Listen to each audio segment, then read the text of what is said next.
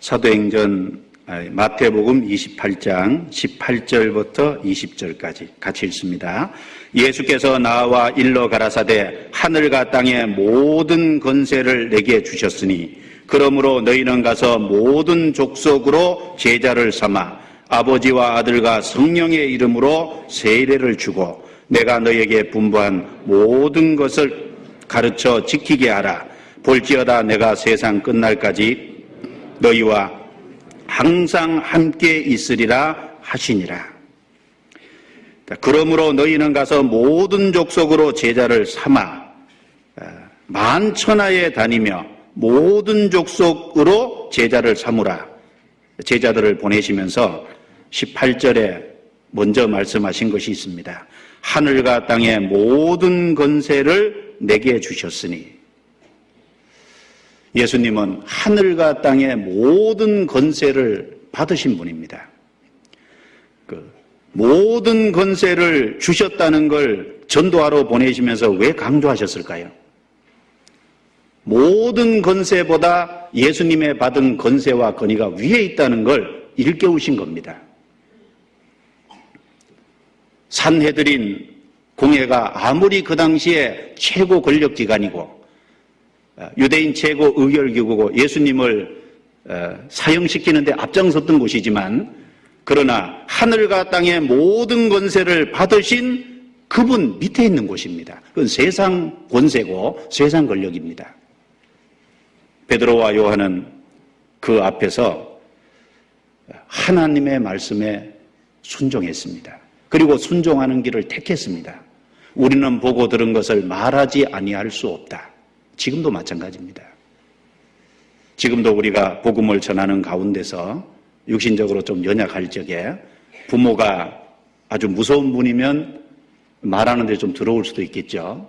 형제지간에도 그럴 수 있습니다. 그러나 하늘과 땅의 모든 권세를 내게 주신 그분의 내게 전도하라고 하셨다는 걸 우리 마음에 일깨울 때 우리 마음에 두려움이 사라질 겁니다. 그리고 하늘과 땅의 모든 권세를 가진 그분이 항상 너희와 함께 있으리라. 그분이 나와 함께 계시다는 걸 마음속에 일깨울 때 우리는 또 담대할 수 있을 겁니다.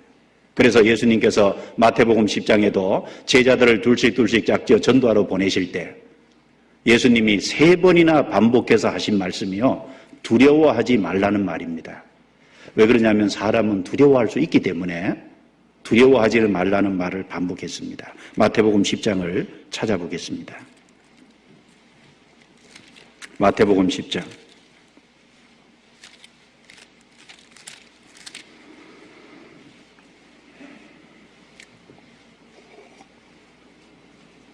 10장 마태복음 10장 내용은 12제자를 불러서 전도하러 보내면서 주신 지침서라고 할 수 있습니다. 그 지침서 내용 중에 26절에 보시면 그런즉 저희를 두려워하지 말라. 감추인 것이 드러나지 않을 것이 없고 숨은 것이 알려지지 않을 것이 없느니라. 28절에 몸은 죽여도 영혼은 능히 죽이지 못하는 자들을 두려워하지 말고 오직 몸과 영혼을 능히 지옥에 멸하시는 자를 두려워하라. 그 다음에 29절입니다. 참새 2마리가 한 아사련에 팔리는 것이 아니냐. 그러나 너희 아버지께서 허락지 아니하시면 그 하나라도 땅에 떨어지지 아니하리라. 너희에게는 머리털까지 다 세신 바 되었나니 두려워하지 말라. 너희는 많은 참새보다 귀하니라. 여기 두려워하지 말라, 두려워하지 말고 두려워하지 말라 3번이나 강조를 하셨습니다. 사람은 연약한 존재고 어떤 외형적인 어려움을 당하면 두려운 마음이 올라올 수 있기 때문에 두려워하지 말라는 걸 계속 반복하셨습니다. 사람은 육체까지는 해할 수 있지만 영혼은 해할 수 없기 때문에 두려워하지 말고, 그리고 하나님께서 뜻이 있고 하나님의 일이 다 끝나기 전에는 보호해 주신다는 약속도 하신 겁니다. 하나님께서 참새가 떨어지고 안 떨어지는 것도 관여하십니다. 그렇다면 인간은 참새보다 훨씬 귀하고 그 인간보다 구원받은 사람은 훨씬 귀한데 하나님께서는 너희 머리털까지 다 세신 바 되었느니라. 우리 삶의 모든 것을 아시기 때문에 두려워하지 말라고 했습니다. 그래서 이 외적인 첫 번째 시련, 예수의 이름으로 말하지도 말고 가르치지도 말라라고 하는 산헤드린 공회의 위협과 경계의 말, 그리고 하나님께서는 너희는 온 천하에 다니며 만민에게 복음을 전파라는 그 말씀, 그 둘 중에서 사도들은 어느 것이 옳은지, 누구를 따르는 것이 옳은 건지, 누구의 권위가 높은 것인지를 깊이 생각해 봤을 겁니다. 그리고 그들은 하나님의 말씀에 순종했습니다. 사람보다 하나님을 순종하는 것이 마땅하니라. 물론 우리가 여러 가지 일에 지혜롭게 전도하는 건 필요하지만, 그러나 사람이 방해하고 사람이 그 복음을 전하지 못하게 한다고 해서 우리는 거기서 멈춰서는 안 될 겁니다. 사람보다 하나님을 순종하는 것이 마땅하니라. 우리는 보고 들은 것을 말하지 않을 수 없다. 사도들의 모습처럼 우리도 그 어려움이 있을 때 우리가 먼저 해야 될 일은 먼저 하나님께 순종하는 겁니다. 그리고 사도들은 그 나머지는 하나님께 맡겼습니다.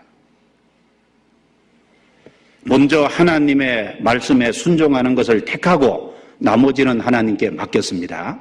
그래서 사도행전 4장에 보면 이 사도들이 풀려나서 산헤드린 공회에서 구원받은 성도들이 있는 곳에 갔고, 그리고 그 있었던 사실을 다 말함으로 성도들이 같이 합심 기도를 했습니다. 기도하는 것이 무엇입니까? 하나님께 맡기는 겁니다. 하나님의 말씀에 순종하고 앞으로 어떻게 전개든지 그 나머지는 하나님께 맡기는 그 사도들의 모습은 우리가 본받아야 될 좋은 모습이라고 할 수 있을 겁니다. 사도행전 4장을 넘겨보겠습니다. 사도행전 4장.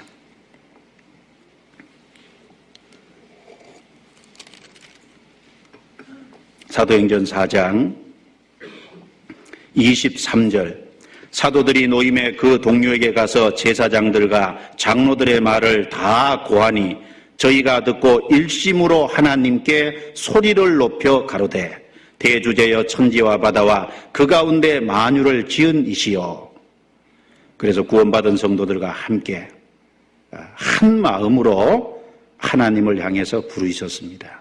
그래서 24절부터 30절까지는 기도하는 내용입니다.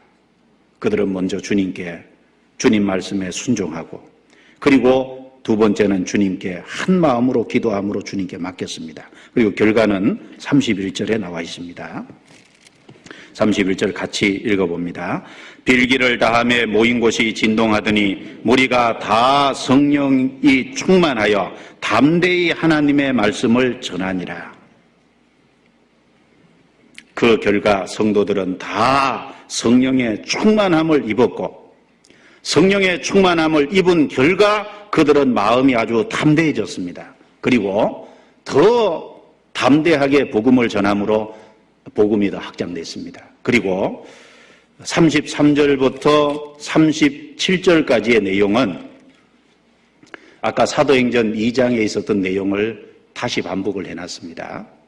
아까 사도행전 2장 내용 속에 믿는 사람이 다 함께 있어 모든 물건을 서로 통용했다고 했는데 32절에도 똑같은 말씀이 있죠. 모든 물건을 서로 통용하고 제 재물을 조금이라도 제 것이라 하는 이가 하나도 없더라.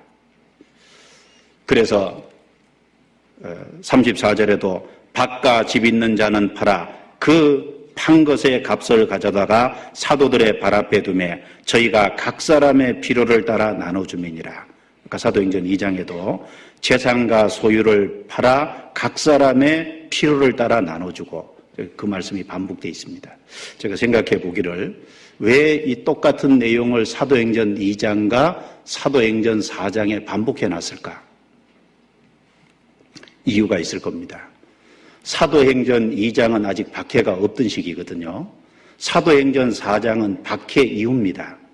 산헤드린 공회에 박해가 시작된 이후인데, 성도들이 사랑을 기초로, 주님 주시는 사랑을 기초로 유무상통하는 그 아름다운 모습이 평안의 시기, 박해가 없을 평안의 시기나 산헤드린 공회의 박해가 시작된 그 박해 이유나 똑같이 지속됐다는 것을 여기 보여주기 위해서 여기다 특별히 다시 기록을 하고 있습니다. 주님께서 성령께서 함께 하셔서 성령의 충만함을 받은 결과 그 유무상통하는 아름다운 모습도 계속해서 이어가게 된 겁니다. 그래서 첫 번째 외적인 시련은 순종과 기도로서 그들은 잘 극복을 했습니다.